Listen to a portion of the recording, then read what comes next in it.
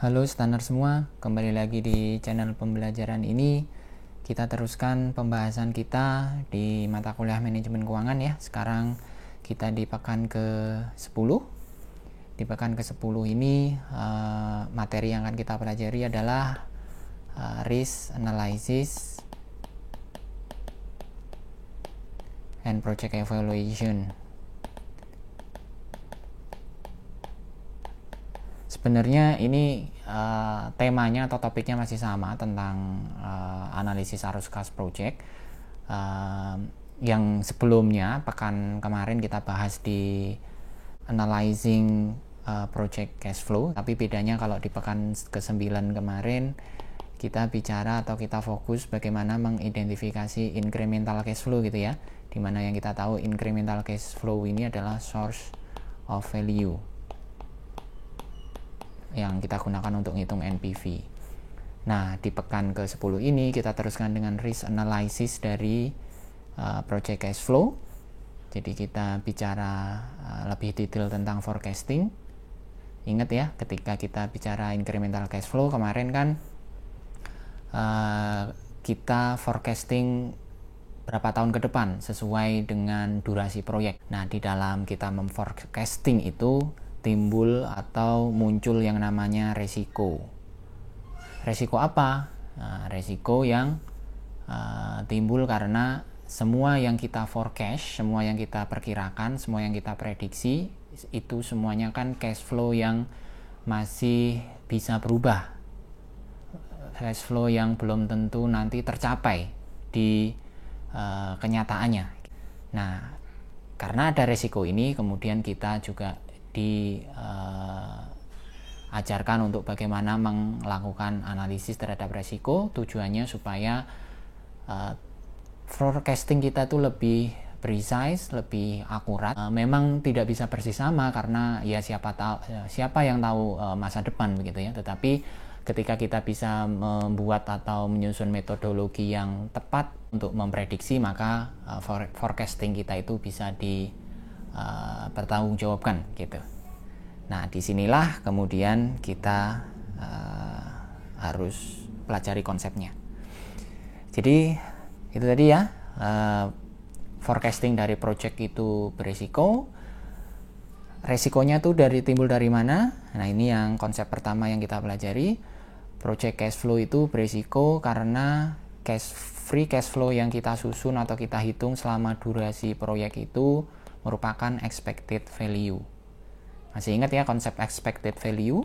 Di dalam risk and return sebelum UTS kita bahas. Jadi free cash flow itu sebenarnya didapatkan dari perkalian probabilitas kali expected cash flow dengan situasi ekonomi tertentu. Misalnya ini berarti probabilitasnya 25% kali value ketika situasi ekonominya misalnya ya, probability 25% ini situasi ekonomi resesi gitu. Dapat cash flow-nya 100. Ketika situasi ekonomi baik, probabilitasnya 75%. Ketika baik, maka dapat cash flow-nya 400. Maka free cash flow-nya adalah ya ini dikalikan sama dengan 325. Coba kita lihat. Ini kan sangat belum tentu kejadian gitu ya. Persentase ini kan kita tentukan di awal gitu. Apakah 25% probabilitasnya? Ya namanya juga perkiraan gitu ya, belum tentu. Maka dari itu expected value ini sangat berisiko. Nah, kaitannya dengan itu, maka ketika kita menganalisis arus kas proyek, kita perlu tahu value driver atau faktor yang mempengaruhi gitu ya. Yang pertama, value drivernya berasal dari komponen-komponen yang mempengaruhi pendapatan, revenue.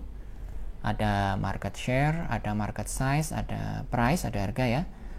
Market share ini berapa sih perusahaan yang kita analisis itu menguasai pasar gitu.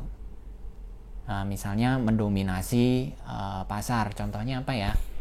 Misalnya kita bicara tentang industri otomotif, sepeda motor katakan gitu ya. Di Indonesia kan yang besar cuman dua ya, Honda, Yamaha. Suzuki itu di bawahnya Honda dan Yamaha. Kalau kita bicara market share, berarti semisal kita menganalisis perusahaan Yamaha, mungkin Yamaha itu hampir 40% ya menguasai market sepeda motor di Indonesia. Nah, 40% inilah yang disebut dengan market share. Terus kemudian value driver berikutnya adalah market size. Market size ini populasinya ya. Jadi kita bicara misalnya tadi industri otomotif roda 2 gitu. Market size ini kira-kira konsumen pengguna sepeda motor di Indonesia itu berapa juta orang. Misalnya 100 juta orang gitu ya. Nah, berarti itu market size-nya itu 100 juta orang itu potensi pasarnya gitu. Terus kemudian harga, ya harga lah ya, kita tahu harga.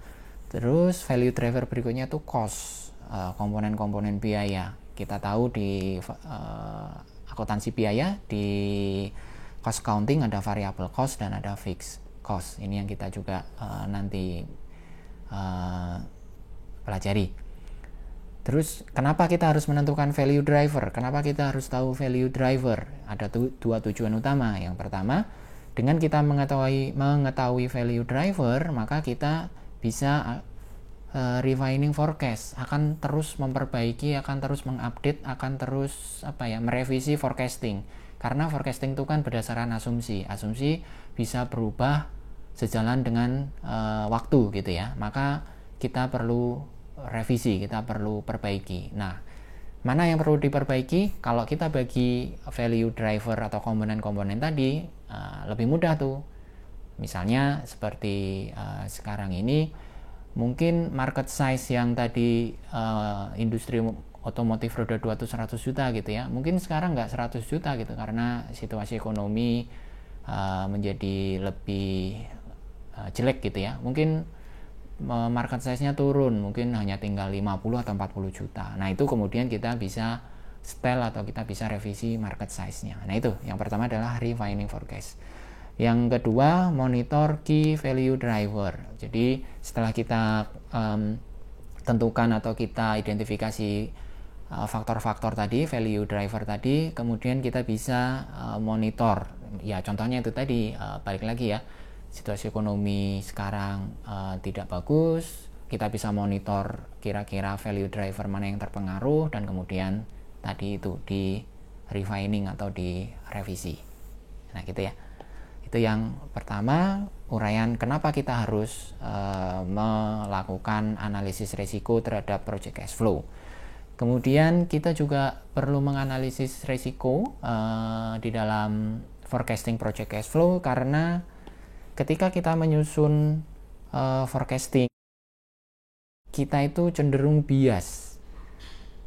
Jadi kita sebagai modeler atau forecaster gitu ya, yang menyusun model keuangan itu bias ya, namanya juga manusia gitu ya, human being, itu dipengaruhi oleh mood, dipengaruhi oleh perasaan dan segala macam gitu ya, dipengaruhi oleh tacit knowledge, dipengaruhi oleh ilmu-ilmu yang dipelajari sebelumnya. Maka ketika kita melakukan satu prediksi, itu kita bisa terlalu optimis atau bisa terlalu pesimis. Dua-duanya tidak bagus. Terlalu optimis bisa mislead, sama juga dengan pesimis ya, hasilnya juga mislead. Nah, yang kemudian dilakukan adalah yang ini tadi, menganalisis resiko biar biasnya itu bisa di adjust atau disesuaikan gitu. Jadi intinya membuat prediksi forecasting itu seakurat mungkin. Sekali lagi, akurat belum tentu benar, tetapi bisa dipertanggungjawabkan asumsi yang diambil. Nah, itu alasan dibalik kenapa kita harus melakukan analisis resiko terhadap cash flow dari proyek. Berikutnya kita diminta untuk mengetahui alat, tools ya, yang dipergunakan untuk melakukan analisis. Nah, di sini ada tiga alat gitu ya. Ada 3 tools. Yang pertama analisis sensitivitas, yang kedua analisis skenario, yang ketiga analisis simulasi. Nah, ini masing-masing punya tujuan, punya metode sendiri-sendiri yang perlu kita ketahui dan kita pahami.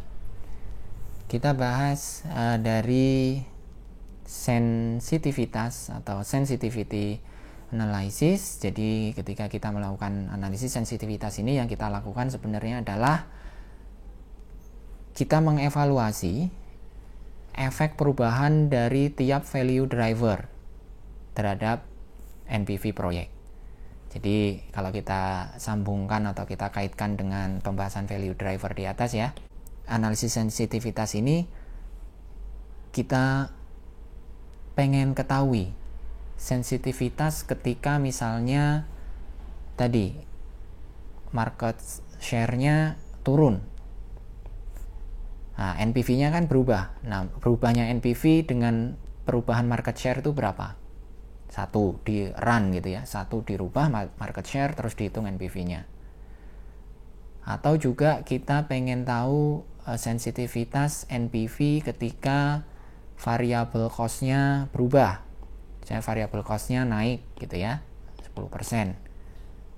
Nah, ketika variable cost naik 10%, maka harusnya NPV-nya turun. Nah, NPV ini turun berapa persen? Nah, ini yang dipelajari di sensitivity analysis. Jadi, each value driver, tiap value driver ketika dirubah, entah naik, entah turun, perubahan value driver itu kemudian akan mengubah NPV berapa persen. Itu sensitivity analysis. Ini ada contohnya di Excel, nanti kita bisa bahas di file Excel-nya.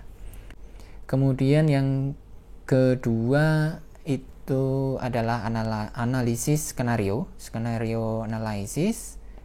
Ini yang dilakukan adalah mengubah value driver secara simultan. Dengan perubahan yang simultan, berapa efeknya atau berapa pengaruhnya ke NPV. Nah, bedanya dengan analisis sensitivitas tadi berarti di sini nih, simultannya ini. Kalau di analisis sensitivitas tadi cuman misalnya market share aja yang dirubah atau variable cost aja yang dirubah. Kalau di skenario ini sudah dibuat satu set skenario, satu setting gitu ya. Misalnya ini situasi seperti hari ini, skenario-nya adalah market size-nya turun dan kemudian variable cost-nya naik. Nah, ini di run atau di run itu ya, dijalankan berbarengan gitu secara simultan. Berapa pengaruhnya ke NPV. Nah, ini kan logikanya adalah ketika market size turun, variable cost naik, maka NPV kan turun ya. Nah, turun seberapa NPV? Nah, itu yang dicari dengan analisis skenario. Sekali lagi, kata kuncinya adalah simultan. Nah, kemudian yang ketiga, kita bicara tentang analisis simulasi. Nah, analisis simulasi ini beda lagi. Ini lebih sophisticated, lebih canggih lagi. Nah, yang dilakukan di analisis simulasi ini, tiap-tiap value driver ini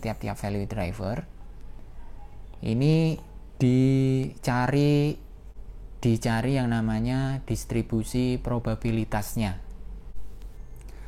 Yang dimaksud dengan probabilitas distribusi itu adalah, nah ini misalnya ya, kita ambil satu contoh value driver market share. Market share itu misalnya kita tentukan probabilitas distribusinya kurva normal gitu ya. Nah, ini ada di statistik. Saya coba simulasikan aja supaya nyambung dengan topik ini. Jadi ke depan ini market share ini misalnya dia kemungkinan besar akan naik 10%. Jadi kan ada di tengah gitu ya. Kalau di bell curve atau di kurva lonceng misalnya, ini kemungkinan dia akan naik 10% itu besar. Terus kemudian kemungkinan market share itu cuma 1%, itu kecil sedikit gitu ya. Jadi dia ada di sisi kiri, least likely. Yang ini most likely. Terus dia akan naik misalnya 20% juga persentasenya kecil. Ini juga least likely. Nah, ini disebut dengan probability distribution atau distribusi probabilitas. Nah, tiap market share, tiap value driver itu dibuat probabilitas distribusinya. Market size misalnya, dicari tuh most likely-nya, kemungkinan tuh ke depan berapa sih naik dari misalnya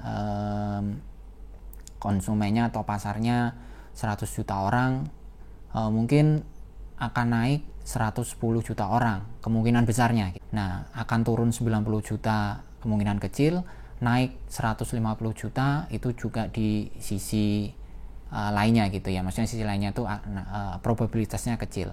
Harga juga demikian, variable cost juga demikian, fixed cost juga demikian. Nah, masing-masing dibuat probability distribution, dan kemudian setiap probability distribusi ini di run menjadi satu secara simultan, diiterasi istilahnya, diulang ribuan kali sehingga membentuk satu simulasi NPV. Nah, nanti hasilnya adalah seperti yang di gambar ini. Nah, ini kalau kita lihat cara membacanya adalah seperti ini.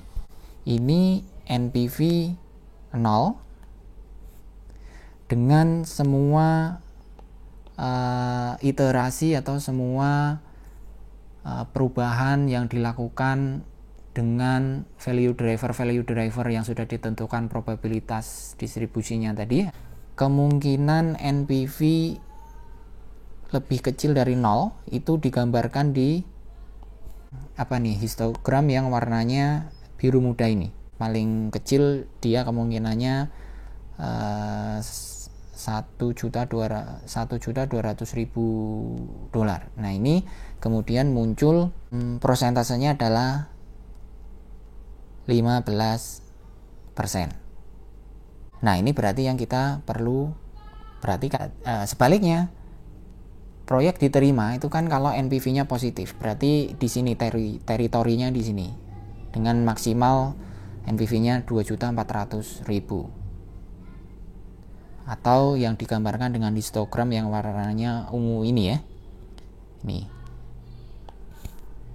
Nah, di sini kita tahu bahwa kemungkinan besar proyek itu akan